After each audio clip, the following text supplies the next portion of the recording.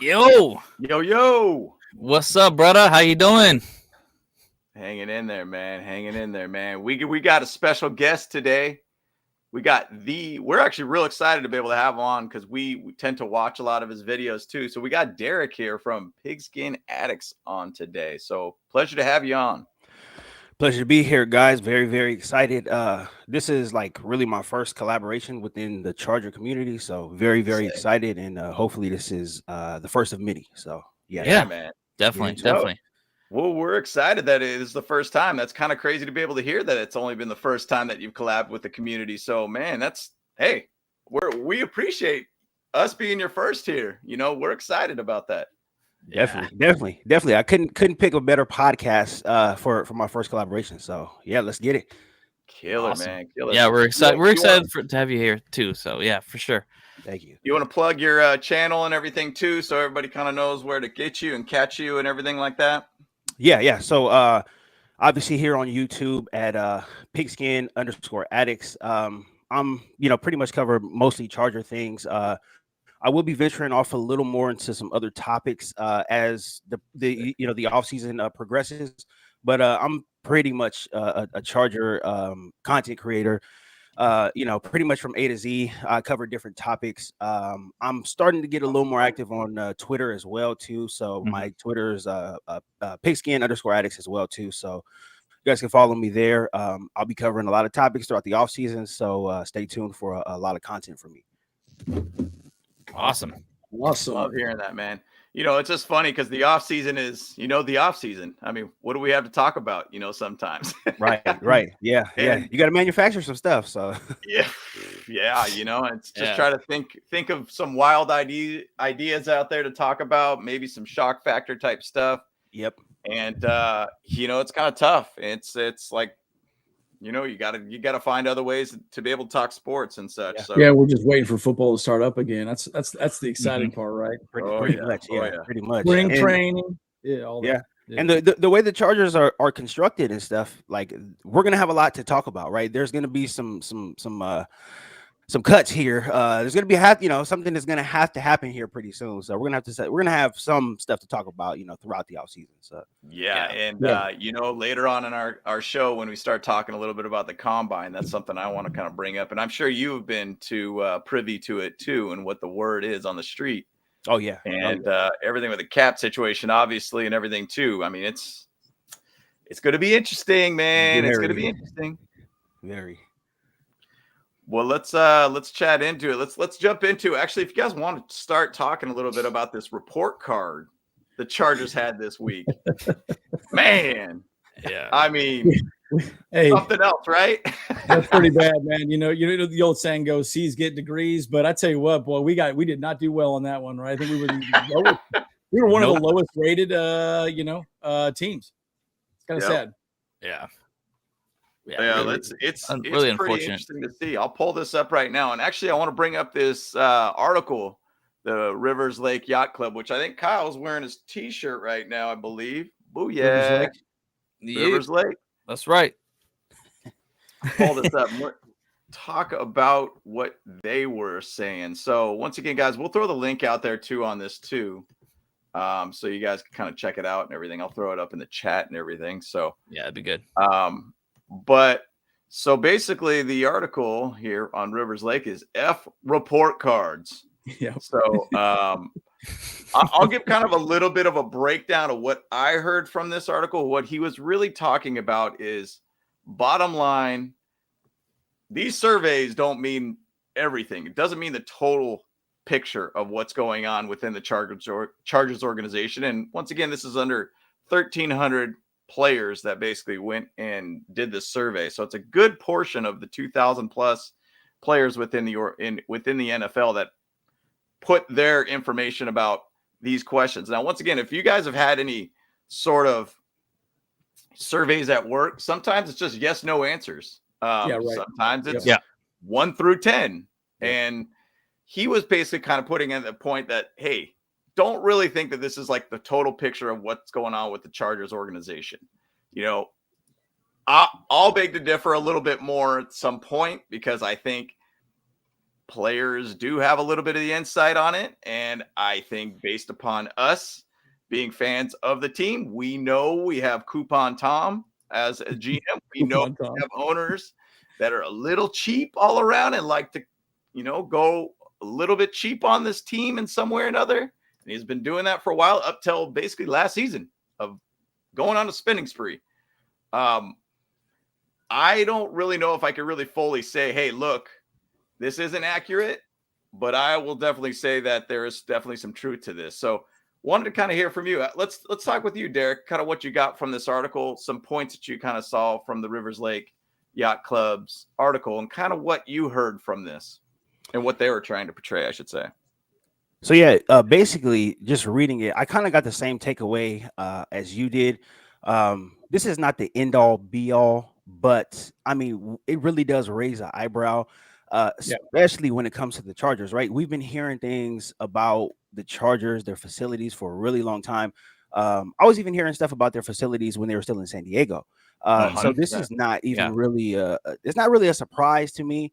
And anybody who's like been in the area of the complex where they practice at, it looks pretty high schoolish. The first time that I drove by there, I was like, this is where the Chargers practice? I can't believe this. Like, it was like, it was something else. So it's not looking at, the grades for the facilities and stuff. That's really not all that surprising to me. And they are building a new facility. We got to give them credit for that.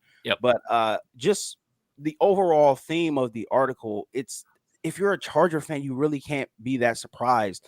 If you're looking at other teams, right, maybe the Chiefs, I think that surprised me a little bit, but everything that we see here with the Chargers is not really a surprise. Like, I think the biggest thing that they have to do, they have to get the trust of the players, right? And I think they did some good spending some money last year. I think it's, moving in the right direction where you want to go, but I think they have like this cloud over them, right? It's kind of like the LA Clippers thing, right? Remember when the Clippers were starting to get good, and then the Donald Sterling thing, and then all of that stuff came out, and it's like, oh, this is the first time that they've ever spent money, and you're just kind of like, wow, like, really, like you're in LA and this is the first time you've ever spent money. So they have to overcome that a little bit, but this is not all that surprising to me. And again, this is, a survey, right? You can't take too much away from it. You can't put all of your stock into this, but I do believe that a lot of the players are, I don't want to say unhappy, but they feel like, conditions can improve around there. And if conditions were to improve, I feel like that would just be a morale boost for the team, right? I think that, maybe it could result in a few more wins. I would like to think so, but you can't, you can kind of take this with a grain of salt, but it was a very, very interesting thing. And this article was broken down very, very good. Basically, telling you not to, put too much stock into this. So I love reading this article, and I love the breakdown of it, the selection bias, response bias, all of that, the leading questions.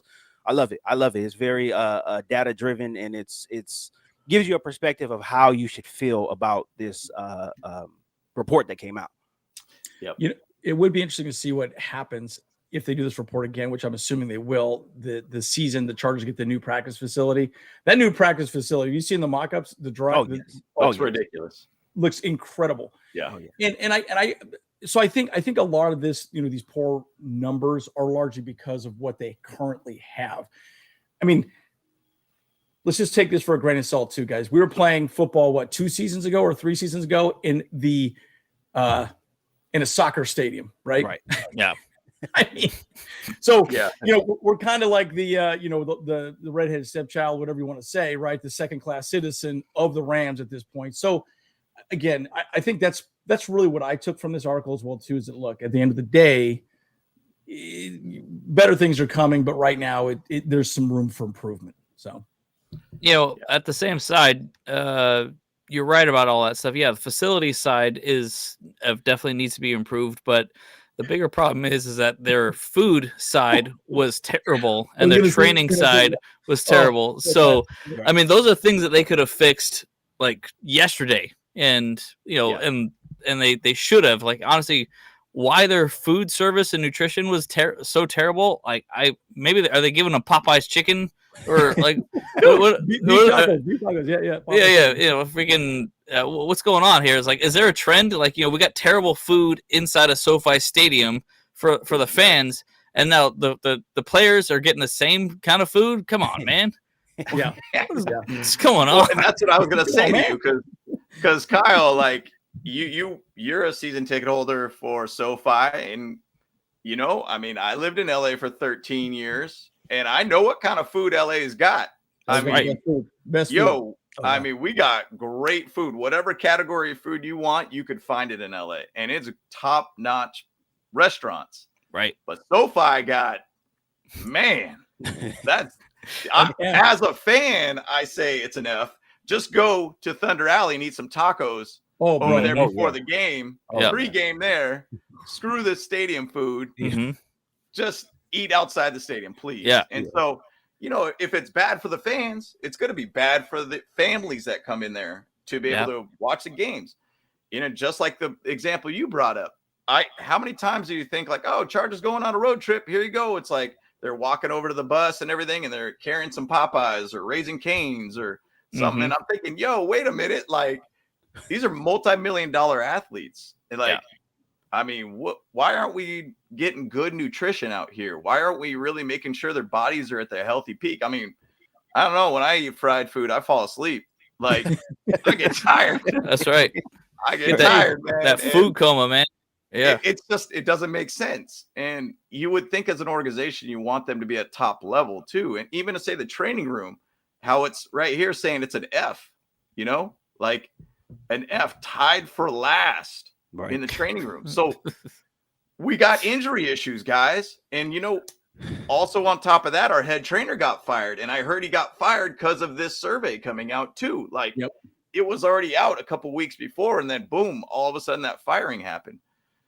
There are some big things out there. Once again, Derek, you brought it up perfectly. Hey, I heard the same thing about San Diego having an issue, and it just came to LA. It's almost like they brought the same philosophy, idea, brought it to LA, made it happen.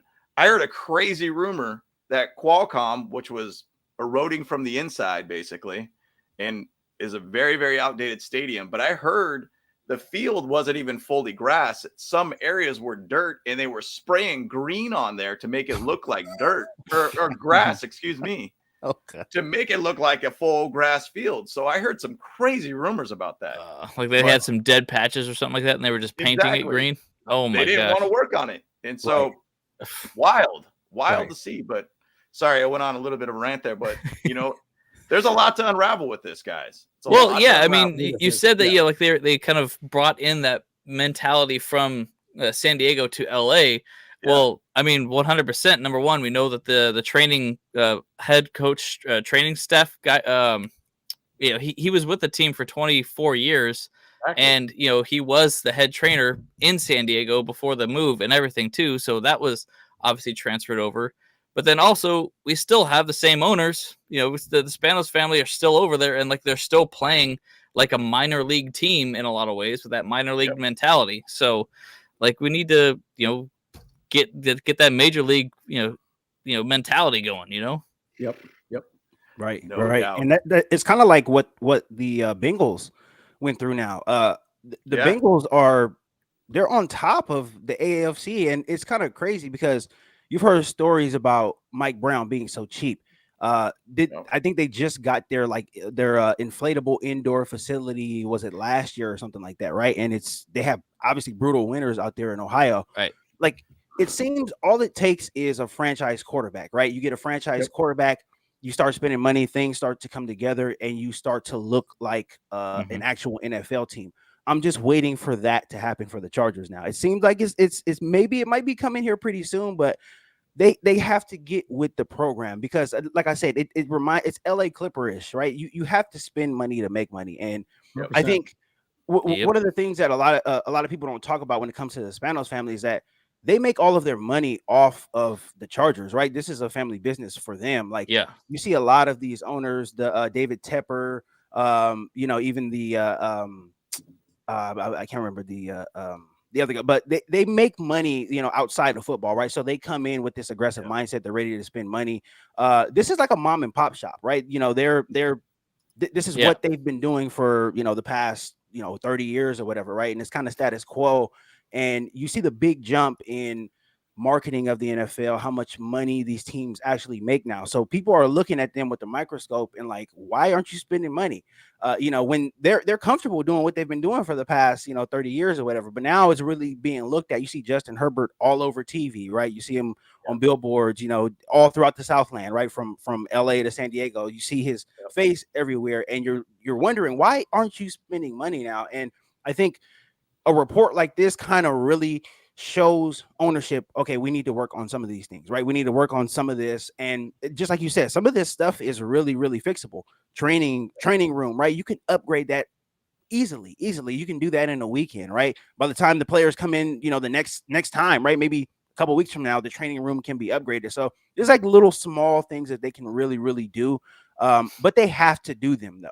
You have a quarterback like Justin Herbert, right? You don't get guys like this all the time. You have to make this happen. And you have to make the Chargers the most attractive place that it possibly can be. 100%. Agreed. And I mean, even to go to their locker room situation, how it does look like high schoolish. It's like little cubbies, basically. Yes. Yeah. I mean, when I see people that are doing like the tours at SoFi and they're like, wow, look at this locker room. And I'm like, well, if you look at the Rams locker room, I mean, that looks like, dude, plush looking. They got like extra little like cubby areas. It just looks like a real legit looking like locker room, which I think ironically got kind of a bad grade, which is kind of strange to me to see that. But either which way, I don't think we have that good of looking a facility being in a multi-billion-dollar based, stadium. I mean, it's very, very high school like. Yeah. And $5 billion. Yeah. Yeah. I mean, it's wild to see that. But what I'm basically trying to portray here is that they got a lot of work to do, and hopefully that new facility will be able to alleviate a lot of these issues. I mean, I agree. Even to say their current like headquarters in Costa Mesa, just like what you talk about the practice field, if you haven't been there. Yeah, essentially, I used to live in Costa Mesa for a year. That literally was just some sort of random field. It wasn't like, I don't even think it was used for anything other than maybe like soccer games or something like that. Wow. And it wasn't like super good grass or anything like that. I mean, the Chargers did a little bit of upgrading there and everything too, but it's not like a major,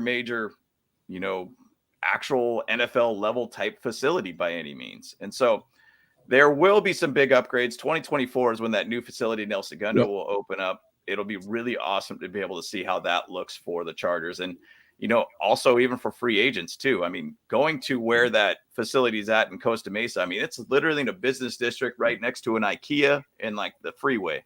Yeah. Like, it's not like in the best of area. It's just kind of a real like random little place, in my opinion, to be able to put an NFL franchise headquarters at. So this new facility hopefully will be highly upgraded. Hopefully they'll throw a lot more money. And then the next report card, we're going to start looking well. Oddly enough, I think it's crazy that the A+ was the Minnesota Vikings. Bringing that up because people said, do these facilities make these teams winners? Well, Minnesota Vikings is A+, right? They haven't won a Super Bowl, right? Yep. Yeah. Right. It doesn't matter, but on the same side, it does matter on free agents. It does matter on player treatment. It does matter on how nutrition-wise of a player seems very simple to be able to do something like that and how their families are treated. So I think that all around, if you have a good experience with the whole ecosystem that they've put underneath this survey, it'll get you a better organization as a whole. And I think Brandon Staley is doing that to be able to try to get this organization to more of a pro-based level type organization. And Derek, I know there was a video that you had on your channel talking about, Brandon Staley's got to go. And that was a couple months ago. And then obviously we got to the playoffs and everything like that. Kind of want to hear your take a little bit about what Brandon Staley's been doing so far with this organization. He's been up and down for me. I like him. I do. I really like him, but sometimes there is some questionable things, right? When it comes to his coaching, I think he has to do some adjusting now, coming into year 3. And this is something I'm going to get into like later on in throughout the offseason. The defense has been an issue, and I think at this point right now it is the scheme, and that's something I'm going to get into a little bit on my channel. This scheme has been used like pretty much by all of the teams who play that 3-4 who are kind of like in the playoff mix. I know you mentioned the Vikings. The Vikings use the Fangio defense as well too. it needs there has to be some adjusting, some fixing going on.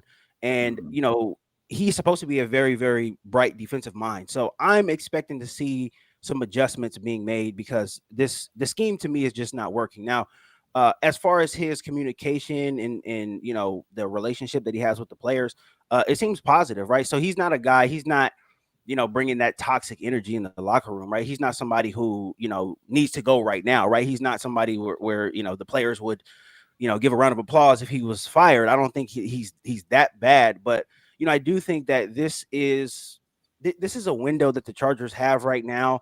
I thought last year was the best time to strike.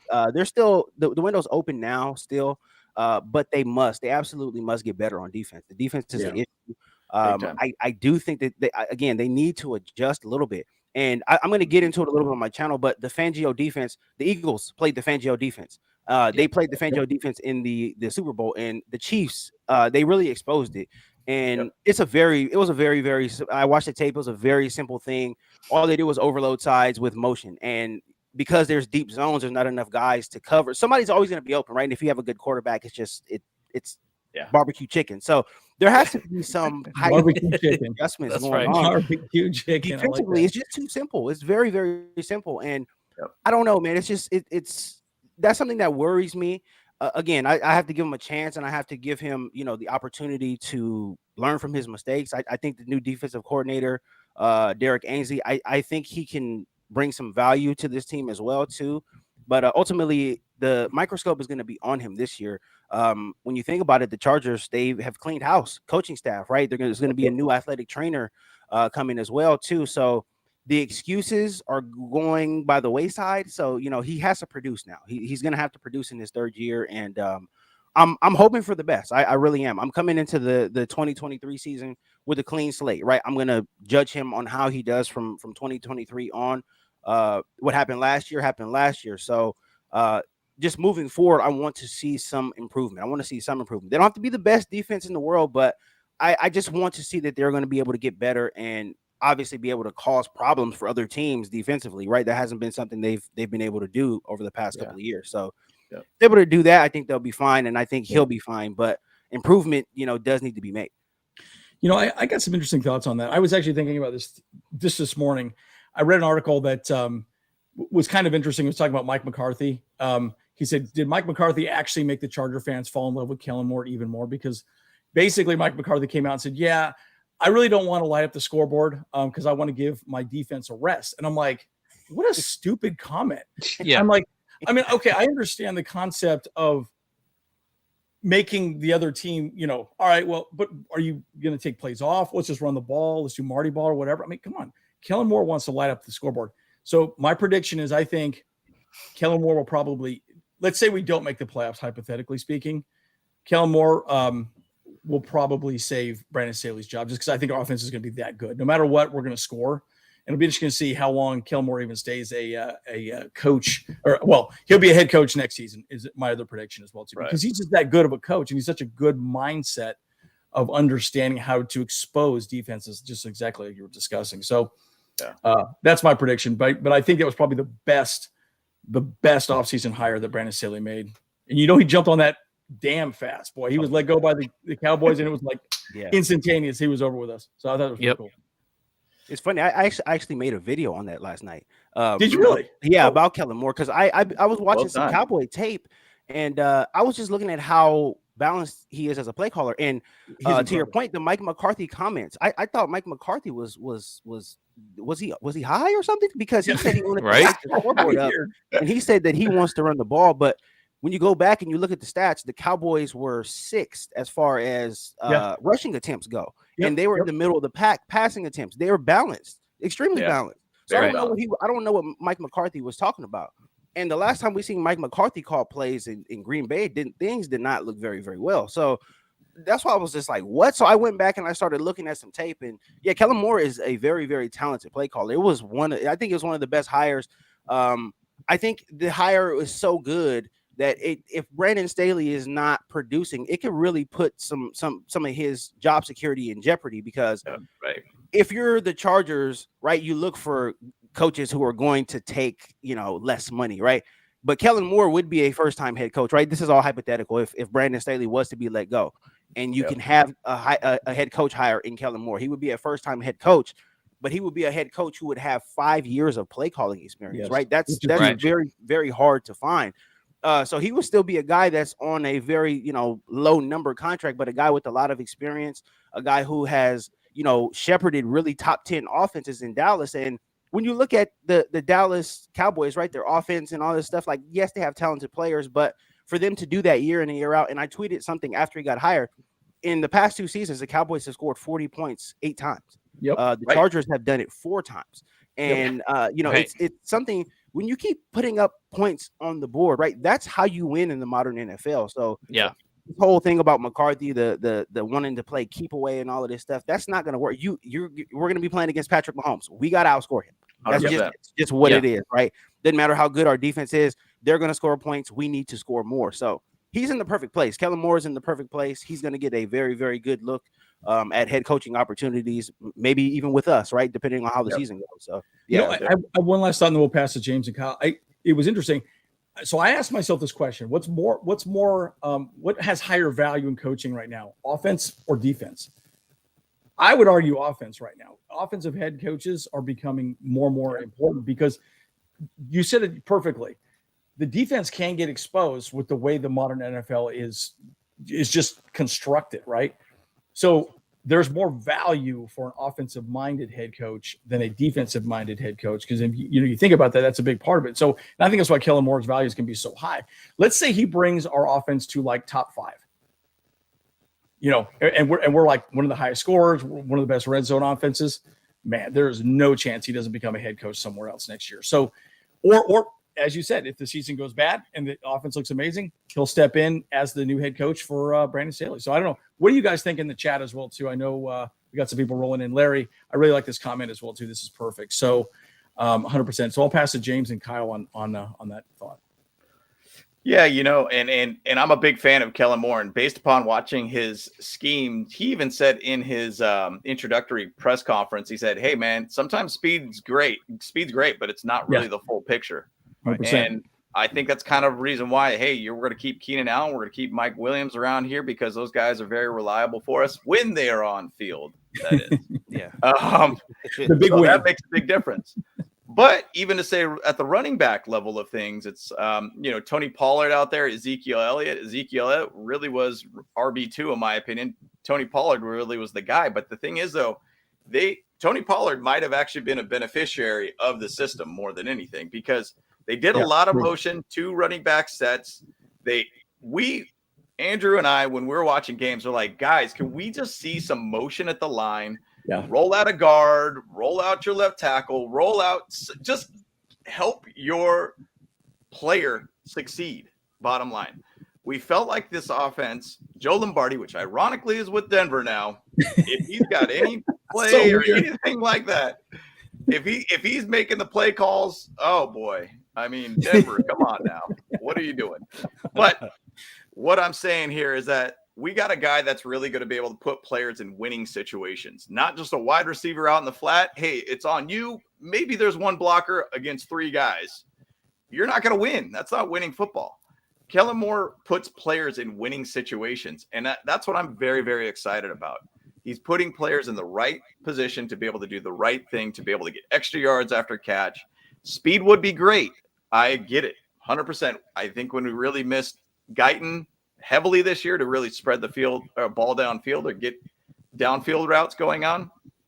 But I think scheme makes a big difference. Joe Lombardi was very, very simple and very much on the player to make a play. So what's your thoughts, Kyle, on that? And then we probably should jump over and talk a little bit about the combine. I know we're kind of going off the rails for sure.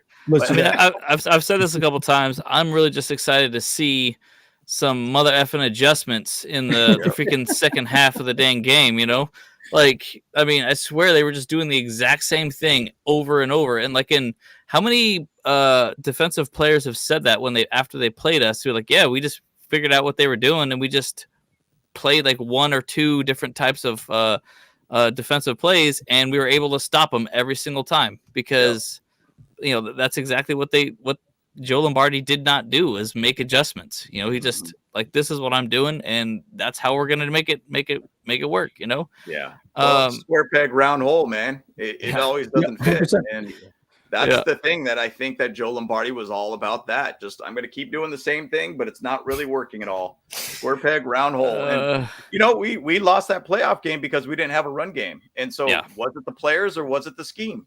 I'll say it's the scheme in my opinion. But yeah, sorry I jumped in there. No, it's fine. No, I mean, yeah, you're just reiterating the point, you know, because like, and it's just straight up idiocracy. I mean, I don't know if you ever saw that movie. You know, there was like that, you know, that it was that IQ test, and like, and they had those square pegs in the round hole, you know, and apparently like, you know, our guy was like, you know, I don't know. And so it's just like, I'm just excited to see some adjustments being made. But the kind of go back a little bit further to Pigskin, you were talking about how Brandon Staley, like a lot of our problems is the defense as well, because like it seems like some of the plays might be a little too complicated or something like that, you know, because and I'm hoping to see some adjustments on that side as well, because we kind of talked about it briefly, but it was really interesting to see that when Derwin James went down, our defense was actually like instrumentally better, like all across the board, and that's something that we gotta hopefully they'll recognize. Be like, maybe Derwin James just has too many assignments in one play, and so just let him cook in what he's best at, and then let everybody else cook at what they're best at. And hopefully that's something that they need to recognize and make an adjustment for it in this offseason. Yeah. Yep. 100%. Yeah. And I think that would be a pretty good segue to talk about the combine. If you guys have been paying attention to the underwear Olympics. That's right. You know, I love that underwear. It's really funny. I'm like, wow, that's really tight outfits. I mean, if I was out there in the underwear Olympics, maybe I would run a 4 or 5 or something. I highly doubt that I'll pull a handy midway, but you know, it helps. It helps. But, you know, and that's the thing. Like, we do have a lot of adjustments that we will be making on defense. Derek Ainsley, and once again, I'm going to clarify for you. We talked about an article earlier this week that there was going to be no coaching staff there. And, you know, Telesco wasn't going to be there. Brand Staley wasn't going to be there. Really random article. They were there, but I have not seen them for the amount of time that I've watched in the combine, being at the combine. I did see Derek Ainsley there eyeing a lot of cornerbacks. Like, he was like just sitting there, just staring at their dude's feet before on the launch point, basically on the 40. And so there is coaching staff there. It's just probably more of a limited fashion, more or less. Yeah. So Speedo's Olympic. Well, and to your point though, James, too, like, it's on TV. You could be watching it, and then everyone's going to get the film. They can see it anytime they want. They can see it and it costs money to get these people there, right? And so it's cold there, man. It's cold. We're from LA, dude. You don't want to go to Indy right now. Come on now. Well, maybe that's also the Spanos is being a little cheap too. They're like, we don't want to pay tickets and hotels for all these dudes too. Maybe, I don't know. Maybe just going back earlier conversation on the report card that we had. Maybe it was kind of they just were being cheap. But then again, you could watch it on TV and find the same information that you were looking for, and I guarantee they get all the footage given to them. That they could look at any player and they probably segment it into each player that you could say, hey, XYZ player, this is what they got going on with the bench. This is what they got going on the 40s, so on and so forth. So why be there? I mean, people are just sitting there hanging out, eating popcorn in the stands, you know, or whatnot. But I get the conversations with the GMs. Like, you could talk with the GMs. You can see what they're talking about, plans that they're looking to do, trades, you know, things like that. I get it. But I think you could probably knock that out in a day or two, at least. You don't have to be there 100%. For 4 days 100%. Staring at the same thing when your eyes are crossed, sitting here like, dude, I've seen this before already 1,000 times. I'm done, you know? So, but as this draft is coming up, which is going to be interesting, we got a good amount of picks here. A lot of people are throwing out a lot of offensive ideas. A lot of people, in my opinion, I'm kind of looking at the defense. I'm with Derek on it. I think there's some things on defense we could really add to this team. I don't know what you guys' thoughts, and maybe I'll just start with you, Derek. Have you been paying attention to the combine, kind of seeing what's going on? What's kind of your thoughts for, say, pick 1, pick 2? I've been throwing out some ideas, but I want to hear from you first, since you are our esteemed guest for the day. Well, yeah, I've been definitely been paying attention to the combine. And this is interesting. I made a video again about it last night. Obvious, man. To me, the obvious choice is, and if he's going to be there, but it's Nolan Smith. Nolan Smith had, I think, the best overall performance at the combine. That dude is an alien, and he was just coming off of an injury too. He didn't even play in the national championship game. He was injured, and for him to have this combine performance was amazing. And I looked at him, and when the video does come out, I compared him to Micah Parsons a little bit, right? This is a guy that you can do a lot with, right? What defensive ends are running 4-3, right? This is a guy can really do a lot of different things with, right? You can have a lot of different packages, right? He can rush from, the middle of the field, right? Like a linebacker, right? You can line him up as a linebacker, right? You can put him in coverage if you want to. There's a lot of different things you can do with him. And I like him because he's not a scheme fit guy, right? He can fit in any scheme, 3-4, 4-3, whatever you want to play. He's a guy that can fit. Now, because of his performance, I don't know if he's going to be there at 21, right? When you're looking at mock drafts and all of this stuff, a lot of people had reservations about him because he got injured. And if he didn't have this performance, I think he maybe would have been there, but I don't know. And it's unlikely that the Chargers go and trade up. But if he is there, that is the guy. That's my guy that I want to take. Right. Now, as far as the offense goes, I think the Chargers got really, really lucky with a lot of the wide receiver performances. A lot of people were expecting some of the wide receivers to come in and have like really blazing 40 times, 4.2s and stuff like that. I'm looking at a guy like Jalen Hyatt from Tennessee. Everything that I looked at, right? I started watching him early in the season. I seen Tennessee was going to be good. He ran, I think, 4.42. His tape, he is a legitimate 4.2 guy when he's actually playing football. I don't know if he's a track player, but he has easy speed. He looks like Randy Moss running a little bit. His strides look like Randy Moss. He's an easy 4.2 guy when he's actually playing. But his performance, a guy like Zay Flowers as well too. Those guys are going to drop a little bit. And I think one of those guys is going to be there in the second round. I think the Chargers are going to be able to get a value pick in the second round. Now, if Nolan Smith is there in the first round, then yes, you're obviously going to have one of the best drafts that you've had in a really, really long time if you're able to get a Nolan Smith and a Jalen Hyatt. It's unlikely though. But I do think that they will be able to have some type of value pick within the first couple of picks. I think they have to just draft. If Nolan Smith isn't there, you got to draft for a need, right? You have to get a need. And whoever that is, I've seen some mock drafts that have us taking an offensive tackle. If Trey Pipkins is not in the mix to be re-signed, then yes, I can see that happening maybe. But I think they just have to fill a need with the first pick. It's got to be somebody who can come in and play right away. I think you have to, at all costs, Tom Telesco has to avoid the Isaiah Spiller situation. He has to avoid the JT Woods situation. You can't bring guys in that are not going to do anything. So I think they're going to draft a need guy, somebody who can come in and play right away. It's going to help, try to strengthen his job security. If nothing else, right? It try to help strengthen his job security. Him drafting another Pro Bowler in the first round or whatever. But I think you got to take somebody based off of need, right? If you don't have your guy, if he's not there, take a need and then try to find some value in the second round. Maybe a tight end will be there. I don't know. There's just a lot of there's a lot of players that can contribute to the Chargers, but I think you have to really, really draft based on need because there are some holes on both sides of the ball, right? If we're being honest, right? You have to draft somebody who's going to come in and contribute right away, right? You want to avoid the project picks. I don't think the Chargers can afford any of those now, especially with the salary cap looking the way that it is. No more projects. Got to find people who are going to come in and help right away. Yeah. Good point. I was actually just going to say one thing on that. It's interesting because I keep seeing a lot of people talk about Bijan Robinson, running back, and then obviously Zay Flowers, right? And again, I think you're exactly right. The first pick has to be a day one starter no matter what, right? And again, we all know that whatever's going to happen in free agency, getting under the salary cap, who we lose in that situation, how we get rid of those players. It might be a linebacker first, might be an offensive lineman first. If we don't re-sign Pipkins, it might be get the best lineman, get the best right tackle you possibly can, because you got to keep our crown jewel, which is we know Justin Herbert upright and throwing the ball. And we also know that Kellen Moore really likes to run very heavy jumbo sets. He likes a lot of 2-3 tight end sets a lot. So That's kind of why I keep thinking tight ends probably, no matter what, we're going to draft the tight end. I promise you we're going to draft the tight end at some point. Yeah. It just boils down to when that's going to be. Yeah. But going back to the combine, and I'll pass to Kyle.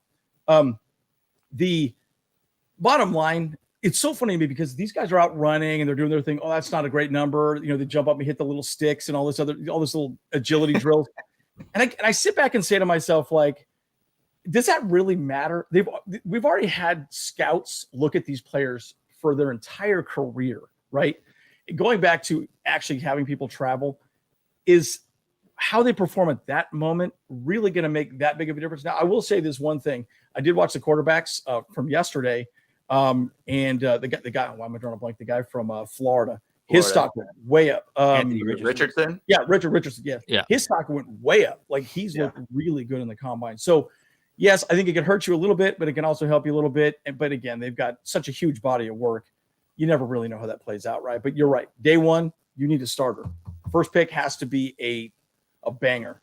100% day one starter. Yeah. Yeah. What are your thoughts, Kyle? Yeah, 100%. I mean, you hit the nail on the head there. I mean, I'm actually leaning towards offensive line first round straight away. Not necessarily offensive line actually, or defensive line. So Trench is going to be first round pick again, for third year in a row. Yeah, it worked last time, right? Yeah, right. Yeah. And how lucky did Telesco get with Jamari? Yeah, exactly. I mean, holy smokes, he saved that 100%. Yeah.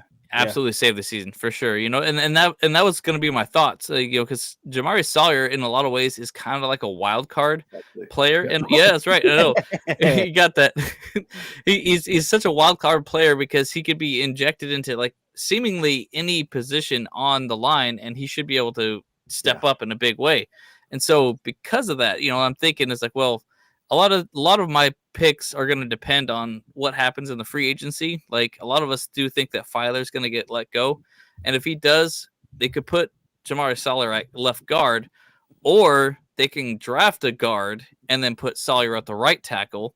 And, kind of as a backup to Pipkins, or even to be the guy and Pipkins can be his backup or something, depending on how training camp plays out, So we have like, when you're playing like poker or Uno for that matter, and you got you need to kind of complete a little set there. You got a couple options there. You got some runners here. So like, I don't know if you can get a tackle and then you can move people around, or you can get a guard and you can move Sawyer around to where he needs to be. And so that's kind of where I'm thinking. And so because of that, I mean, I really like Osiris Torrance as a guard. And I think it was Anton Harrison for tackle. I think that was his name here. I got it right there. Yeah, Anton Harrison, or potentially even Broderick Jones. I'm going to be putting little videos up for them here later on today. I think they're actually performing not performing. Their Underwater Olympics is today, right? For all those guys. So I'm keeping my eyes on those tackles. Yeah. What's going on right now? Yeah. 100%. Yeah. Yeah, and one thing that Daniel Jannemeyer talked about in the combine today too, he said basically, look, he said you want offensive linemen that can play different positions. Look at Zion Johnson. Yeah. He can play center, he can play guard, he can play pretty much anywhere, right? And that's the linemen I think that have a ton of value. And you look at who went to the Super Bowl last season, the Chiefs and the Eagles, by far the best defensive lines and offensive lines in the league, right? And so that makes a huge difference, man. I mean, I know it's not a sexy pick. We all want wide receivers. We want tight ends, people scoring up, a ton of points. But you got to get holes for your running backs. I mean, I had an argument not an argument, but a discussion with one of the videos, and like, oh yeah, our running game was horrible. But I'm like, but our line didn't make holes for our running backs to run through, right? Right. That's the other part of the conversation. So that's huge. That's huge. And go back to your point, Kyle, talking about offensive line. So I've seen that Chargers have already interviewed two guys that are offensive linemen. Mm-hmm. So McClendon Curtis, offensive line for Chattanooga, Senior Bowl standout, routinely sent scouts to his games in 2022. Kind of a late round kind of guy. Maybe they're kind of hoping it's going to be a diamond in the rough. And to me, why Jamari Sawyer got to the 6th round still is mind-boggling in my opinion. Yeah, right. Yeah. McClendon Curtis, he basically could work up and down the line too. So Chargers love to have that versatility kind of guy. Another one was John Michael Schmitz, which is actually one of the top guards in this draft. He's an offensive lineman from Minnesota, top run blocker, rated at 92.6. So they are looking at O-line guys. Right. I remember when we did our stream last year for the draft, and then they're like, all right, here's our pick. Zion Johnson. Who the heck was that? Yeah. We didn't even know. Yeah. We didn't even know. Not even on our radar at all. Yeah. So, I mean, funny. It wouldn't surprise me if they just go that way. And I understand the idea behind that. Like, you want to protect your crown jewel, basically. You want to protect Herbert. You want to make the run game better, which is why a lot of people want Bijan Robinson, which I get it. People have said he could be a generational talent. We'll see what happens in his combine today and everything like that. But we do have one of the top running backs in the league right now, by the way. Like, we got pretty good. Yeah, he's pretty solid, by the way. 2 years of over 20 touchdowns. Yeah. Hey, he's a touchdown machine. That's what you want, right? Yep. I mean, the guy is a versatile player. He's not a true, like, running back. He's more of like a pass catcher with the running back skill set. But either which way, if we could just open up holes and get guys that could block better for us, that's all that really matters. Now, I'm going to bring up guys that I think, and once again, Derek, you brought up Nolan Smith. Great pick. And that's one guy I had written down here too. Why I think that's a great pick, because I keep hearing a lot of whispers that it's odd to think about Khalil Mack getting released. I don't know if you've heard some of that, but I just went on over the cap and just to look at it and say, hey, if it gets released, guess what? We save almost about $20 million on the cap. Immediately. It's weird to think about. We gave up a second round pick essentially because we did trades with the Bears later in the rounds and everything. So it essentially meant just a second round pick for us. Right. I mean, he's a leader. He played consistent for us. Probably was one of our, actually, he was our stability on the defensive line basically for us. Right. But was it just a 1-year rental at this point? I mean, and the business decision does get involved. Nolan Smith would be a plug and play kind of player for us at that point. Absolutely. Right. And would get us a little bit younger. I've been saying we're going to get younger on this defense because, we kind of have to. And I'm going to pick another guy. And I've been saying this with my brothers that I think this guy would be an awesome fit at the linebacker level because once again, Kenneth Murray, I don't know if we're going to pick up the 5th-year option for the guy. I don't even know if we're going to have Drew Tranquill back, by the way. That leaves a gaping hole there. True. I'm going to even throw in something else, too. Jeff Howard, who was a cornerback coach for the Browns, is now our linebacker coach. Why is he a linebacker coach? Well, we got to get better at the pass protection on the linebacker level. He wants to teach them to be better at pass protecting. How many times did we watch Kenneth Murray get burned on a pass play? I mean, it's every frequent. game. Every game. Well, that's every the thing. game. We talked about it. Kenneth Murray is not a pass protection linebacker at all. Nope. Not even in his college days. He was a plug in that B hole, A hole, kind of guy. Yeah, he was, and that's the thing. Oklahoma highlights he was attacking the line, attacking the running back. He wasn't out pass protecting. Yep. Now, once again, I do get a little leery about this pick for that reason because sometimes I think it's shades of Kenneth Murray, but the stats tell me a little bit differently. But I think Trenton Simpson from Clemson, as a linebacker, adds a lot of speed to this defense. A versatile guy who's kind of like a Derwin James kind of guy that attacks the line and has great pursuit to the quarterback. And he ran I think it was a 4.5 is what they had as an unofficial. Yeah. The official was 4.43 speed official. You said that Nolan Smith reminds you of Michael Parsons. I don't know. I kept looking at Trenton Simpson thinking he looks like Michael Parsons. So maybe we got 2 Michael Parsons in this draft. And so the thing about it is he could play well in the linebacker level. I think he could play a little bit in the edge too for us too. I think, and once again, he, as a quarterback, in pass protection, he's only given up 336 yards in 2 seasons total in the pass protection. That's pretty good. That's pretty good all around. Really good for college. Great for college, right? Yep. And so to me, he just seems like that other piece that we could start putting around everywhere on the line. We could maybe keep Derwin in the backfield, or we could push him to the line too. I mean, it was who was it? Was it Bill Belichick? No, not Bill Belichick. Oh gosh, it's one of the guys on ESPN. He did a video about Derwin James. He says, "Man, Brian Bullock.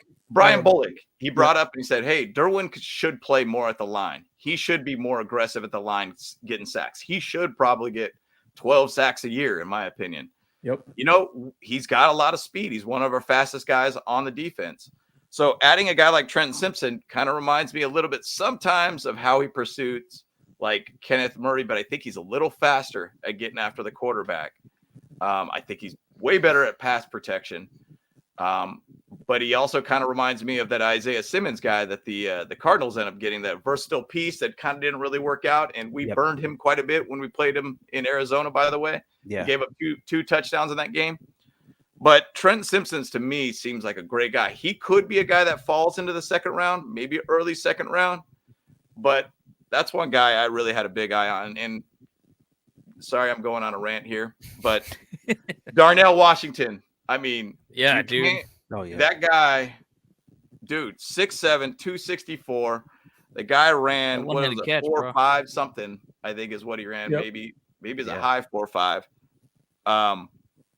When you watched him do the blocking drill on the sled, he was moving that thing around like he was carrying just a baby in a cart, like a carriage. Dude, it was like no big deal. No big deal. It was so easy to be able to work with. And that one-handed catch to end off the tight end drills was insane. I mean, if you have him with Parham, two tight ends that are 6'7", 6'8"-ish, that's a matchup nightmare, guys. Like, so that's just what I got from the combine. I think there's some really good talent for us to really pick off here, and even some late round tight ends. Like if you put in Sam Laporte from Iowa, you know, he once again, I take the underwear Olympics as a grain of salt, because once again, I feel on field pads helmet is a different type of game than run around in your underwear. But Sam Laporte looked pretty good too. Maybe he could even be that second coming of George Kittle, being an Iowa guy. You know, Iowa tight ends always live up to expectations. 100%, 100%. So I think the thing is, though, everybody wants a fast wide receiver. Dude, you nailed it on the head, Derek. I mean, you could probably get a guy in the second round. I think there's even some third round talent and even some fourth round guys that I've even been digging into that if you want speed, you could find speed. Oh, yeah.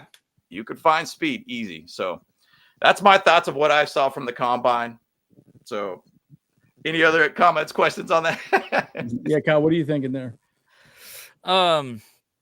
Yeah, there's a lot to unpack on that. 100%. I went off on that one, guys. Yeah, it's all good. I've been writing a lot of notes on players. No, it's good. Into older players in the 5th, 6th, 7th round if you want, dude. You know, I think the biggest thing that we got to look at when it comes to these offensive players is like, you know, what does Kellen Moore want? That's the biggest thing. And I looked at, you know, even his guy, Dalton Schultz, as tight end, who's a free agent now. He only has about 500 yards receiving and 5 touchdowns on last year. And I'm like, okay, so does Kellen Moore actually utilize the tight ends for receiving very often? Or because it seemed like, I mean, because, you know, Everett, he had like, you know, almost like, you know, 800 yards and like, you know, 7 touchdowns. And so like, even then, it seemed like maybe not Justin Herbert was not throwing it to the tight ends very often, or Lombardi is not making schemes for tight ends very often. So, and that was a comment from, I think DZ last time. He was saying it's like, yeah, I mean, like Kelsey was like a 3rd round pick and Kittle was like a 5th round pick. And so we can get some serious value out of tight ends later in the draft. I don't know if we need to use the 1st round pick for a tight end. But even though, like, you know, Darnell Washington, man, he freaking increased his stock very high. Massive. Yeah. So, and then, you know, I mean, I'm really curious, like, it's so risky for us to draft a 1st round running back. I mean, obviously, you know, we got the most amazing running back ever, 1st round, LaDainian Tomlinson. And then we had probably one of the let's see, I don't know if he was the worst, but it was kind of a bad situation. Melvin Gordon being a first round draft you pick. could even for us. say Matthews before that. Ryan Matthews too. Ryan Yeah. Matthews too. So yeah. So we are 1 for 3 as far as drafting running backs in the first round. So and the NFL doesn't like running backs anymore, right? I mean, that's the biggest thing. It's a passing league, right? And right. And Telesco specifically said this: we are going to always pass the ball more than run the ball, right? And because we got Justin Herbert, right? It's different if you're again, Kellen Moore had Dak Prescott. Dak Prescott is not Justin Herbert. Herbert is a way better quarterback. Oh yeah. So I would rather put the ball in Herbert's hands than in a running back's hand that could potentially fumble the ball. We all know that Herbert's very accurate. He's good. But this is a great point by Optimus Rhyme, and we'll pass to you, Derek. Any wide receiver you draft is going to fight for the wide receiver 3 spot at best. And that's a really good point, right? Because I also think, again, I always think get best available, but also, do you really need a wide receiver right now? We got a lot of money going to wide receivers right now, guys. A lot of money. And so you could probably wait, maybe get somebody in depth, down the 4th or 5th round, maybe something like that, but not first, second, third, in my opinion. So, right, sure. But I think that's where tight ends kind of make a lot of sense to me, right? Because you get both the running ability, passing ability, blocking ability, helping the running game. It's more versatile, in my opinion. So, anyways, I'll pass to you there, Derek. I mean, you also got to look at free agency as well, too. I think a lot of people are completely ignoring that too. You got to look. I know he's controversial. Odell Beckham is going to be available, and he's going to be available at a discount. I like him. That's the speed guy. Yeah. McCole Hardman is going to be available too as well. Like those are 2 guys that are going to be reachable because these next contracts that they get are not going to be huge contracts. They're going to be kind of prove it contracts, and to go out there, be able to stretch the field with Mike Williams and Keenan Allen. That's something that you can really look at. And if the Chargers were to do that, you can fully focus this draft on, maybe the trenches, right? Offensive line, defensive line. You can really focus there without having to, maybe we should get a speedy receiver here, there, whatever. Like I said, unless you're getting like a Jalen Guyton or Jalen Hyatt out of Tennessee, a guy who can like really burn down the field, right? And unless you're getting somebody like that, then I would kind of stay away because also these guys are small too, right? We don't know how their bodies are going to adjust to the NFL. Hyatt, I think, is like 5'11", 180. Zay Flowers is like 170. It's like imagine taking hits in the NFL. So like, how are their bodies? Are these guys going to adjust to the NFL? I think that's where free agency has the upper hand because that these guys have been in the league for a while, right? They can handle the wear and tear of a 17-game season. So I'm looking for maybe the Chargers to do something there, get a guy that's established. Possibly there are going to be some receivers out there. Even you look at a guy, I loved him coming out of the combine. I loved him coming out of Ohio State too. The guy that plays for the Colts, I think his name is it Paris? Is it Johnson? Paris Johnson, I believe. I think he's Paris Johnson. Yep. Yeah, I think he ran like 4.32 at the combine. He's a burner.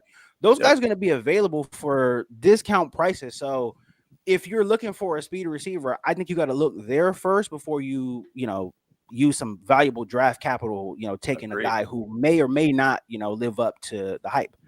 Yep. You bring up a good point. I think the trenches is really where we have to start winning, and we are not winning in that right now, both sides of the ball. I want to talk about Original One's question here real quick, and just a little side topic, but watching Herbert struggle with that Allen Williams is difficult to watch. You know what's interesting about that to me? The reason why that was the case is because of Lombardi's offense specifically, right? It was his whole offense was built on 5-yard outs, just move the chains. You can't do that with other people besides Allen and Williams. When they went down, the whole playbook went out the window. Yep. And Lombardi was not smart enough to make a change and adjust. So anyways, I just wanted to answer his question real quick, Original One. That was a good question. So well, no, he did adjust. Remember, he just he made all of his plays 10 yards out and then come back. Curl routes. That's right. All day. No crossing routes at all. That's what Kellen Moore. Yes, it was. Kellen Moore is so good at it, and very good. I covered it in my video as well too. I talked about how he's experienced as a play caller, and I think that's the most impressive thing about him. Him being so young, he is so good at setting up play calls. Yes. There was a few play calls like, well, I mean, obviously we've seen Lombardi, right? He would come out and he had this script, right? He would come out. It was always sometime in the first quarter where he would run that reverse, that stupid raggedy reverse to DeAndre Carter, right? Mr. Slow-footed DeAndre Carter, right? You run it and it gets ate up every single time. That is a play. Like if you're just looking at it, right? That's a play that needs to be set up. When Andy Reid calls that, that's a play call that gets called in the third quarter, right? You show that action 6, 7, 8 times. Then you hand it off to the guy. Now you have 30 or 40 yards.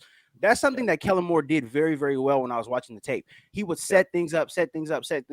That's why I think Herbert, I think his legs are going to come back into the equation. I don't think he's going to run like Josh Allen, but a lot of those naked bootlegs, a lot of that action, where the offense flows one way and the quarterback just has the ball, right? He can either throw it down the field, or he has 20 to 30 yards to run in front of him, right? Get out of bounds or slide.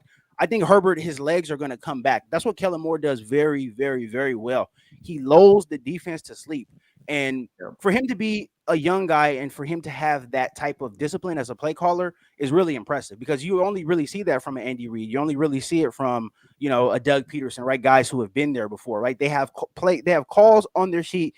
I'm not calling this until the second half. I'm not calling this until the fourth quarter, right? You have to be disciplined to not do it, right? There might be some areas where I can hit him right here. You have to be really, really disciplined. He sets that up very, very well. And I can just imagine Herbert having that, that type of offensive play caller, right? And especially when you have the trust in Herbert, right? He's not going to turn the ball over. He's not a Dak Prescott. You look at Dak Prescott, you look at all of the throw. He was throwing to wide open guys last year. It's ridiculous how he had so many interceptions, to be honest. Herbert, how many times do we see Herbert thread the needle? I don't know how many times I came on the channel all the time, breaking down. And he was threading the needle on 3rd and 7, 3rd and 8, right? Plays that you have to have it. Those guys were running open. And when you look at Keenan Allen and Mike Williams, they're not the fastest guys, but they can shake a little bit. They can dance. They can get open. And especially with this offense, if they're going to be able to run crossing routes, be able to play off of each other's routes, there's going to be a lot of open area for this offense. I'm very, very excited for this offense. No matter how the defense looks, no matter what goes on, I'm excited to watch this offense. I think we're going to get back into the top 5, honestly. Easy. Easy. I agree. And to me, is about scoring more points. And the thing is, though, with the Cowboys, they have scored 30-something points 3 out of 4 of his years, I believe. Right. On average per game. That's massive, guys. I mean, realize that the Eagles and the Chiefs were at that same kind of level of scoring 30-plus points a game, basically. And they got to the Super Bowl. Big thing, they had one of the best offensive lines, or at least the Eagles had one of the best offensive lines and a very solid defensive line that they actually worked off. Bringing in Sue and Joseph also, too, to add to that line. But then they also drafted on the D-line last year with Jordan Davis, too. Yeah. That was the guy I wanted. Remember, I wanted that boy. Yep. Had a man crush on him. I tell you what, dude. That guy was So, I mean, it is kind of an interesting discussion here, because you start thinking, okay, do we just need to go O-line, D-line? Are we going to pick up boring picks on the O-line? Or are we going to go after some flashy kind of picks? It's going to be an interesting draft for us all around, guys. And I mean, Tom Telesco talked about in one of his interviews, I think it was on Good Morning Football. He talked about we draft players for the future. So there is that kind of thing ahead of us that you think, okay, we do have a lot of talent on this team. We do have a few holes that we do need to fill with those early picks, but we also look to try to draft for the later on. People bringing up Tomlinson, the wide receiver, or excuse me, the cornerback from TCU, which, hey, he's a burner and everything. Yeah.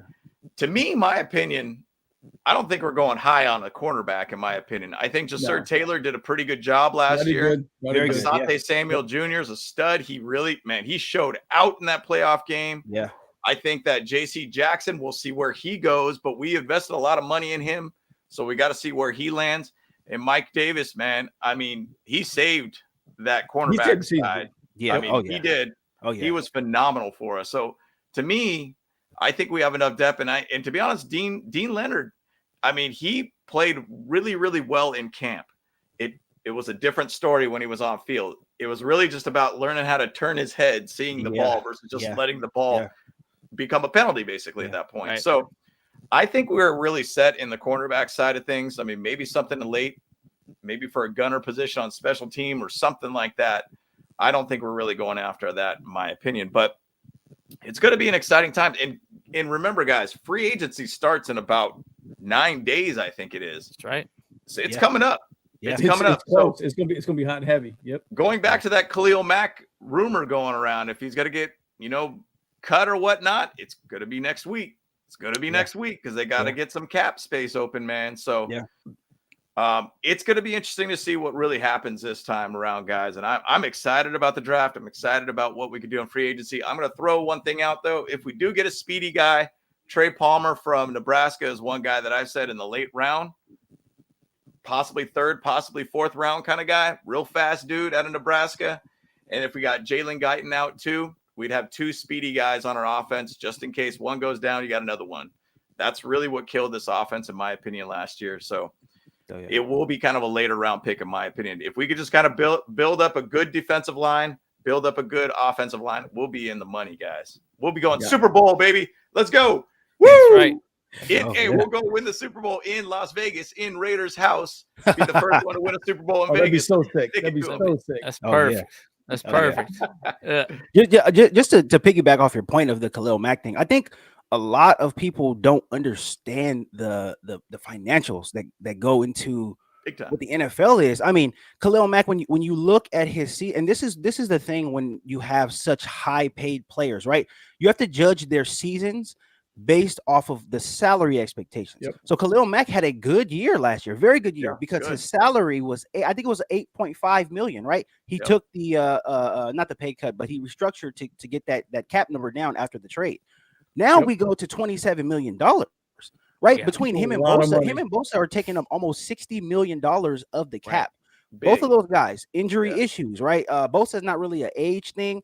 Khalil Mack is kind of getting up there in age, right, as far as the NFL years go. But when you're looking at those guys, $60 million, right, that needs to translate to 20 sacks, right, a bunch of pressures, a lot of forced fumbles, like that. It has to translate there. And I get a lot of people really don't like, and I think this is where like us as like we're all fans, right? We are all fans, and we're not professionals when it comes to this. But I think when I'm watching your guys' channel, and it's something that I do, right, I can kind of separate my fandom that I have when it comes to what a player can do and how much money they're making, right, and how big of an impact they're having on the field versus how big of a salary cap hit that they are. And this is where I'm kind of going my separate ways, even on Twitter with some fans. Like, a lot of people, when they think about Khalil Mack, they think about him as a Raider. They think about him as an all-pro, as a linebacker, and as a defensive end. And he's just not that guy anymore,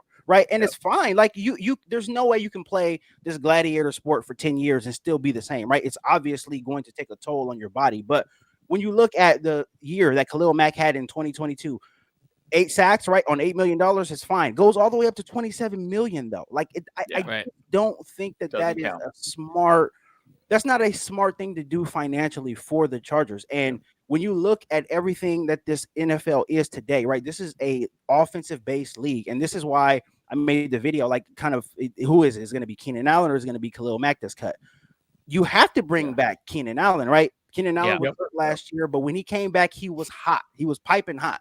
And he's still a guy. If he stays healthy, he's a 90-catch guy. He's a 90 guy. He's never been a speed guy, so he's not losing anything. He still looks like Keenan Allen to me. He can shake, he can get open, right? Those 90 catches are much more valuable in today's NFL than the 8 sacks that Khalil Mack, got. And I get a lot of pushback, and a lot of people, this is like a narrative-based thing. They say Khalil Mack was double teamed because Joey Bosa was injured. Not true. 100% not true. I've watched the tape. I was just watching the tape last night. I think the weakest offensive line the Chargers went up against was the Indianapolis Colts, right? That playoff clinching game. They single Khalil Mack all game long with pretty poor tackles, right? And he had a sack that game, but I mean, I guess that could be credited to Nick Foles. He held onto the ball too long, but they handled him pretty well. He wasn't double teamed. So a lot of people are really coming into this thing like, oh, well, he was just double teamed as soon as Bosa gets back. No, your production as a player, as a pass rusher, has to be on you. It can't just be on who you have on the other side, right? Sometimes you don't have anybody on the other side. Right. When you look at a Reggie White, when you look at a Lawrence Taylor, who was on the other side of those guys? We don't know.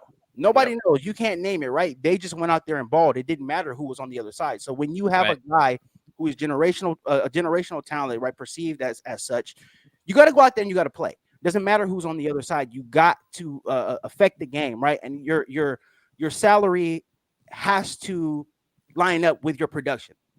$27 million cap hit is a Nick Bosa type of cap hit. That's what and again, even with Nick Bosa, who's on the other side of Nick Bosa? Nobody can name him. I know it's Charles Nimanu or whatever, number 94.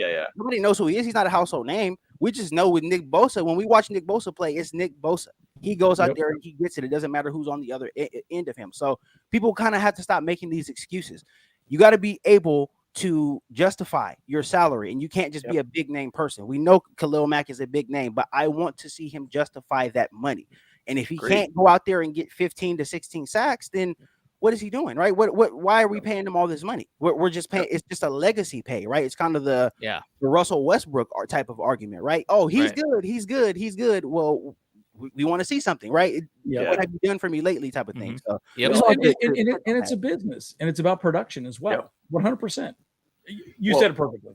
And the big thing too is that Khalil Mack, he got 8 sacks, I think, last year, and then I think he had 3 sacks in the first game versus the Raiders. So think about that. So he had 5 sacks for the 16 more games. That doesn't add up at that point. That's not good production. Yeah. No, not at all. And so even to throw that out there with a comparison player who had a very comparable year, who was an ex-Charger, who we let go, Uchenna Nwosu, had a very, very similar year.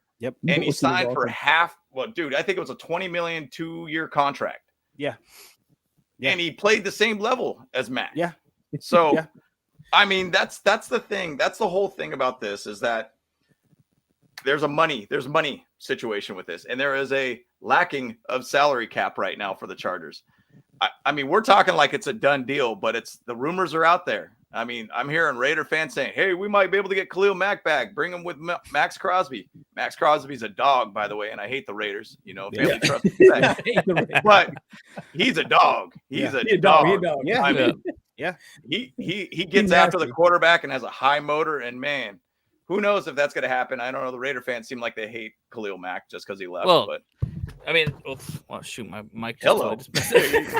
Your mic just got limp, dude. Your mic just got limp, dude. Yeah. Hey, they got pills for that, Kyle. They got okay. Yeah, you know a thing or two about that, old man. Shoot. Oh my God, that's awesome. I had to say it. That was too good. That was too easy. That was too easy. I left it open for you. Well, I was gonna say the funny thing is that all the Raiders fans were hating on Mack. I was like, oh, he's terrible now. Like, blah blah blah. He's so and so after he left the Chicago and went to the Chargers, but now after the fact that there's rumors that he is possibly going to go back to the Raiders, they're all for it now. They're all on board now. Like, they're just like, man, do Raiders fans even know what football is about, man? I mean, like, geez, they just yeah. Well, they already have an overpaid guy in Chandler Jones. They don't need another one on their team. That's true. Not going to happen. That's true. No doubt. Big No doubt. But I'm excited about this offseason. I'm excited about the draft and everything, guys. I don't know. I know we're going kind of a little long on this too, but maybe we just do the last little, your last little comment about what's going on with this week and such too. So, Andrew, you want to start it up? Yeah. I would just say this, guys. I'm excited. I like Brandon Staley as a head coach. Again, I still, to your point, Derek, I think, Brandon Staley's done a good job being a head coach, but he still has a lot to prove on the defensive side of the ball. I think he needs to be more flexible. He needs to figure some things out. I'm so excited about Kellen Moore and where this offense is going, because I think that man is a genius. Again, as fans, I'm going to say this right now. I do not think he's going to be here long. He'll probably be here 1 year. If we're lucky, 2. I would be shocked if he's even here 2 years. But my point is, I think we're trending positive, as Brandon Staley likes to say. We just got to clean some things up, right? And Brandon Staley stuck with his guys a long time, far too long. He should have fired Lombardi a while ago. Should have happened at the bye week. He didn't do it. He stuck with him. Didn't work out. We all know what happened. But I'm excited. I think we're trending positive. We just need to fill in the gaps. We just need a couple guys to fix the line, open some more gaps for our running backs. Same thing, wide receivers, all the above. We're missing just a few pieces. Of course, we say that every year as Charger fans, it's kind of frustrating.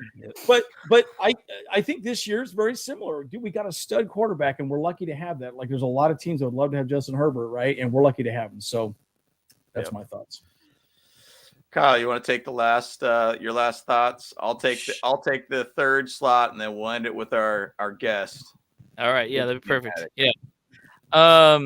So I agree with Andrew. Like, we are definitely trending positive as a team for sure, and like we have built the team. Like last year, we built the team that Staley wants. Now he built the coaching staff that Staley wants. Yep. So what's going to happen here is like, okay, if all fails this time, then Staley unfortunately has nowhere to hide anymore. So it's going to be all in his hands, in his head right now at this point. So we got to make something happen, or else we probably might see Staley go this year for sure. But then when I'm hoping that they're going to find someone good for this combine. Obviously there's a lot of crazy picks out there. There's a lot of people that a lot of people are talking about early on. But now the landscape is going to change because of this draft, this combine, and come free agency. Actually, it's funny. I got a calendar recently, and it just said that free agency day is actually a new league day, and it's called that because literally everyone's getting moved around and shuffled around. It's a whole new league at that point. So it's a good point. Yeah. So what we're going to see. A lot of things happen in this offseason because obviously we got to get under the cap. We're going to have to draft some people. We already got a whole new, basically Chargers mentality going on here. And so when it comes to the this combine, man, actually I was going to say this though too. But when I did the charity event yesterday, Josh Palmer was there, and I did kind of talk to him briefly about the combine. About like how who he thinks should be picked up, or if he has any ideas about that. He said honestly, I didn't even realize the combine was going on. So so players don't care. The players, they're already in, so they don't need to look back at all that stuff. But and so but he said basically the same thing that we say. Whoever can actually start day one is who we need. And that's exactly in order to start winning. So, and that's kind of like my last thoughts on it. Like, I mean, obviously we all have our picks and our bias, but I think we're gonna have to leave it up to the people that we actually don't trust. I was gonna say for Josh Palmer, man, he probably wouldn't mind having another Tennessee guy like Jalen Hyatt. For sure. There too. Adding that camaraderie. Same school kind of thing. But my last thoughts is that I think a lot of people get really, really angry about talking about players on our team and letting them go, cut, trades, whatever it might be. Guys, people have short careers. NFL stands for not for long, by the way. Yep. And people get shifted around all the time. And part of the game. It's part of the game. It's part of the business. And we're not married. I mean, we're married to these players in a sense, but then there's a divorce at sometimes. And we just got to think that, hey, this talk about Khalil Mack, this talk about Keenan Allen, this talk about, Joey Bosa, whoever it might be that gets traded off or whatnot. People get pushed around and shoved around the league all the time. So I'm excited to see what's going to happen. This next week's going to have a little action for us. And I'm looking forward to being able to see what's really going to happen. I think it was Original One put in the comments talking about, hey, man, we could trade off Khalil Mack for a second round pick. Hey, I would love that. If we had a 1-year rental with Khalil Mack, traded off a second round pick essentially to get him to get a second round pick again this year. That'd be so sick. You understand what that changes in the draft plans for us now, guys. That'd be we so can get sick. 3 high quality players in the first 2 rounds. That would be awesome. So either which way, I'm excited about what's going to happen for this next week ahead, but pass the mic over to you, Pigskin Addicts, Derek. Well, yeah, just to piggyback off your point, that was a really good point. We're not married to these players, right? This is a business at the end of the day. And I think a lot of fans have adopted the Tom Telesco thing, right? Stay too long, stay on guys too long, right? Why was Jerry Tillery even on this roster this past season, right? Stay too long. And I think that's one of the things that just happens sometimes in the NFL. Guys have to move on, right? GMs, you have to move on. You're not going to hit on every player, and it's fine. 100%. The only thing that exacerbates that is keeping a guy that you know they can't play for so long, right? And at that point, and I talk about it on my channel all the time, you're at a point where you're hoping and wishing. We don't want to be hoping and wishing. We need to get to a place where we know you're going to get this production from this player, right? Even if it's not a star, right? You know, a guy is good on special teams, right? You want to know. You want to be in the know. You don't want to hope. You don't want to wish. That's where we are for Khalil Mack. A lot of people are hoping and wishing, but we have 2 years of data that says that he's not the same player, right? He had a decent year last year. It wasn't a Khalil Mack type of year. And then the following year before that, right, he was injured pretty much all season. So it's been 2 years that he hasn't been the same player. And normally when you get older, you don't get healthier, right? It's just not a thing. And that's just, for life as well, too. The older you get, the more problems you have physically. So it's nothing wrong with it, but you have to be able to cut your losses at some point. And that's what the Chargers don't really do. And I'm hoping I'm in a point where I'm hoping and wishing, but I hope that this is a start to, and whether or not it's Staley, whether or not it's Tom Telesco, I hope the Chargers get into more of a business type of mindset. I think a LA team should have a business type of mindset. You look at the Rams, right? Even though they're struggling now, they went all in for that Super Bowl, right? And that's what you do in business. You have to be able to go all in to achieve your goals, right? You can't really be married to people. You got to be able to move off people. They drafted Jared Goff. They traded him right away, right? You got to be able to move off of people. And this is what it should be. This is a LA team. You have to act like you're an LA team. Be able to make those big business decisions and be able to operate kind of as a big business. Let's get better. If you're not a guy that is going to, benefit us in the long run, we're going to trade you a year early than rather a year too late. And that's what the Chargers have been doing for so long. And I'm at a point now where like this current iteration, Derwin James, Joey Bosa, like the kind of the core guys that have been around since the last playoff win in 2018. If they don't get anything done this year, then I want to see significant change. How long do we have to see? How long do we have to keep wishing? How long do we have to keep talking about injuries, right? I want to see significant change. When you look at the Chiefs are the gold standard. They have no issue moving off of guys. They have no issue. They have absolutely no issue moving off of guys. And the way that they are currently constructed too, that should be something that the Chargers really go in after. When you look at their defense, when you look at their salary cap on defense, who do they pay? They pay Chris Jones. Chris Jones was the best defensive tackle in the year. In the NFL. He's incredible. So that's a guy you want to pay. They pay Frank Clark. They don't pay him a big amount of money, but they do pay him. And when you look at it, Frank Clark is number 3 all time in playoff sacks. He needs 2.5 more sacks to be number 1 all time. That's a guy you want to pay, obviously, right? He's proven himself in the playoffs. And they pay Justin Reed, the safety. So they pay those 3 guys on defense, right? And their defense is completely complementary to what Patrick Mahomes and the offense does. They're okay with it, right? Andy Reid is okay with it. Coach Spags is okay with it. They're completely complementary to what that superstar quarterback does. But when you look at the fabric, the makeup of that team, it is number 15, right? It's number 15. You got to build around him. And I think this is what the Chargers have to do. You shouldn't be building around anybody on defense. It should be number 10. You got to build around him. Make sure you build around him. If you do nothing else, build around him. Because if the Chargers had a top 5, top 3 offense, they can still make the playoffs with this defense being as bad. If there's nothing else happens on defense, no upgrades, they don't get better at all, you can make the playoffs and you can win a playoff game with a great offense and a shoddy defense, because that's pretty much what Kansas City's defense is. They're shoddy, right? Stops in certain areas. Frank Clark, a big sack here. Chris Jones, a big sack here.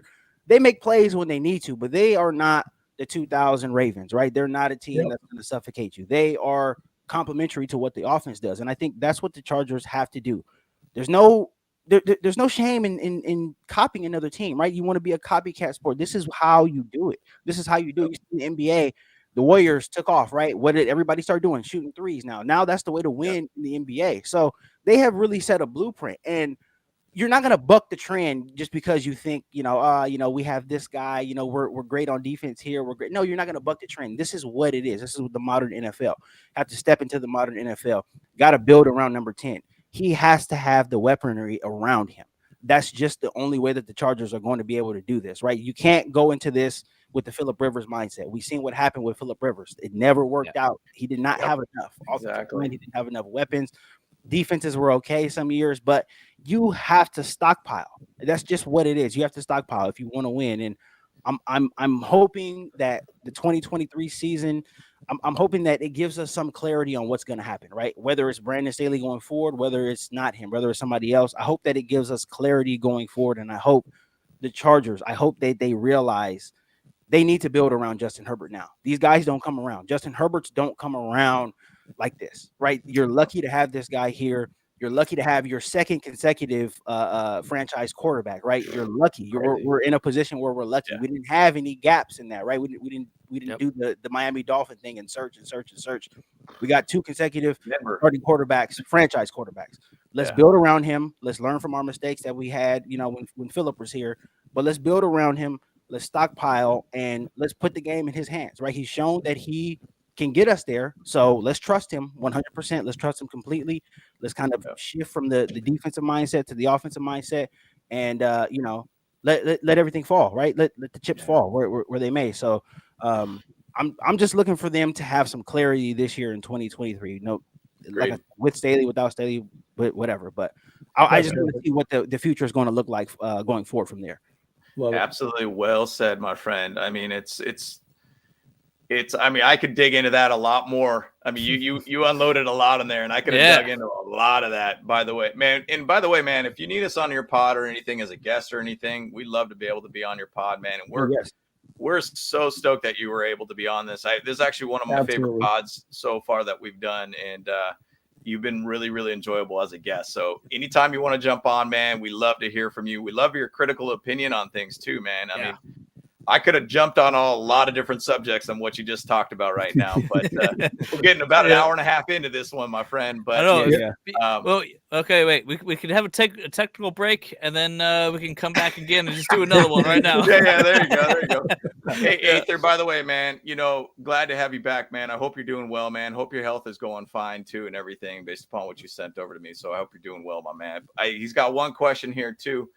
I was just going to say one point. I know we're trying to end the show and everything, but one thing I want to say, Derek, is that, we are married to players sometimes. And Phillip Rivers is one of those guys. Obviously, he's a very, very good player. We really screwed up his career, in my opinion. We really didn't get him to where he needed to be. We did get to an AFC championship game with him, but we never really got over the hump with him. It just was kind of a downhill trajectory from that point. Going back to the 2017 draft, I mean, we went with Mike Williams on that draft. That was the same draft he could have gone for Mahomes. I remember Andy Reid specifically saying, man, I swear the Chargers were going to get Patrick Mahomes, and we did not. What has Patrick Mahomes done? 2 Super Bowl wins, 3 Super Bowl in total. Been to basically won the AFC West since he's been a starter. 5 years in a row, he's gotten to the AFC Championship game. I mean, he could become, sadly to say it, one of the greatest of all time. And he might have already been at that level at this point in his career. I mean, it's phenomenal what he's done. And by the way, we did pass on trying to hire Andy Reid. We went with Mike McCoy instead. So, I mean, once again, there's so many faults within this organization that it's just tough to be able to see. So, man, I could do a whole video on that, man. Maybe we should next week. Maybe we should. Oh gosh, man. So Aether got one quick question here. I think he said either that or it was a question or a comment. I get the point about Herbert. I like this comment though from Optimus Rhyme though. But this is the truth though. And that's true. That's completely true. Yeah. I mean, the system creates a quarterback too. I mean, if you got a bad O-line, you got a bad defense, you don't really got any players around him. But then again, some quarterbacks can make a system look better too than it really is. So it could go 2 ways. It could go 2 ways. I mean, Andy Reid to me is one of the best offensive callers in the game right now. And I mean, that's straight up. But I'm going to say Kellen Moore might be one of those that's probably even the 3rd best, in my opinion, in the league. So that's a good job. We'll see where it goes. Aether brought up a thing. I get the point about Herbert, but Mahomes lost Hill and won the Super Bowl still. Bingo, dude. Lost talent. How many times did we talk about the Chiefs are going to have a restarting of their organization? It's going to be a clean slate for them. They ain't gonna win the AFC West. What they do, they dominated the AFC West still and won a Super Bowl. Straight up. So it's tough. It's tough, guys. But man, I know we went a little bit over. I appreciate it once again, Derek, for being on this pod, dude. It was awesome to have you on here. We love hearing your opinion. We watch your pod all the time, man. Keep the good work up, everything too. And we appreciate you being here, man. Thank you guys. Thank you guys for having me so much. Looking forward to having you guys on my show here coming up here pretty soon. Just have to get a date, get some scheduling in. But yeah, definitely. This is fun. Can't wait to have you guys. We can really jump into some of the details here. Once some of the dust settles as far as free agency and stuff goes, we'll have a lot to talk about. So yeah, definitely. Agreed. Definitely. 100%. Yep. So who's gonna hit the button this time, guys? that's always the argument, right? We never. Yeah, it's always the argument. Can't hit the button twice. I'll press it. I got you. I got it this time. I'll take my hands off the button. Yeah. All right, guys. Let's get it. Bolt Bros. Let's go.